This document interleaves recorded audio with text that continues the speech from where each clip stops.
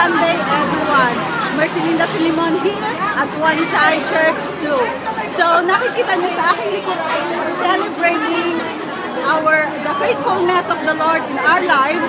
At naririto, meron tayong family day for today at naririto ang lahat ng nasa Cluster 7 Group 2. So in a short while, magsisimula ang ating programa at bear with us because we're going to enjoy this and we're going to feel the presence of the Lord in our lives. At magpapasalamat tayo sa kanyang faithfulness sa ating mga buhay dahil tayo naririto, may galak sa puso at talaga namang ang blessing ay hindi natatapos, overwhelming ang blessing na natatanggap natin. And this is a testimony from yours truly, Mercelinda Filimon, at nagsasabing ang aking Panginoon ay buhay na buhay.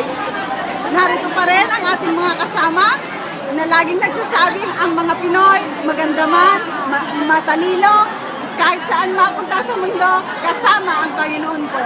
Mabuhay!